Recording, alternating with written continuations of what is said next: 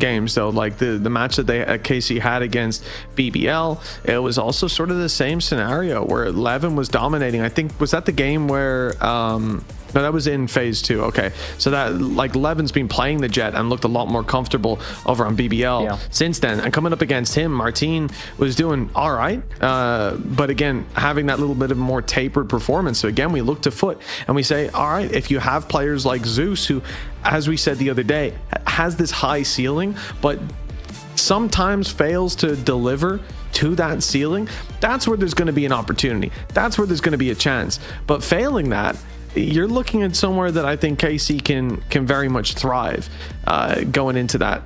The reality is, though, I think between these, like, we would be a little bit robbed if we don't end up on a third map between them, all bias aside, all visions of the future.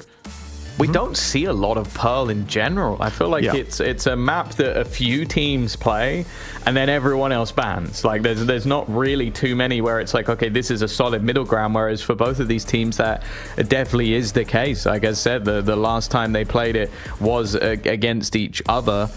Or at least for the side of KC, and it was a OT victory. And then, the next time Foot played it versus Na'Vi, it was also an OT victory for them. So, like, it really does feel like both teams are comfortable on that map. I'm also thinking back to when we got to last cast, when it was the Bucky ace that came out of Mr. Fallen. Mr. Fallen. So, yeah, I expect this to be a close series.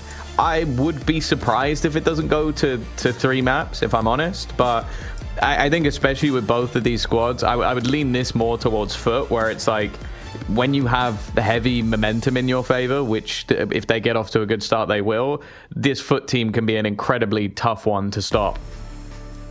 Oh yeah, I mean, we've always known that this is but 2 squads that have so much depth to them, and I think that for KC, their ceiling as a squad, as a team, I know you coming into this year didn't expect them to do that well. You thought they'd drop down a peg, and they very much have. But I feel like the actual caliber of the players, it's not exactly a team that can't hit the top of our region, that can't compete up there. Then you look at the coaching staff, Aang and Zeiss.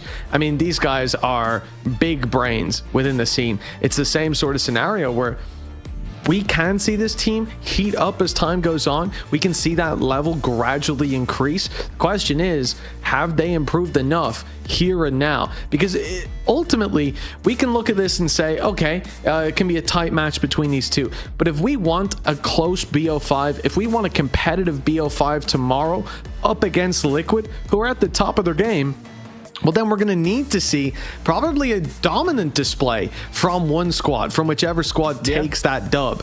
That's why the 2-0 to Foot's pretty much guaranteed. But in all seriousness, like, you need that KC to come in and dominate, Foot to come in and dominate, so that they go into that BO5 as a strong contender. Because if this is a back and forth, a game of tennis, then it's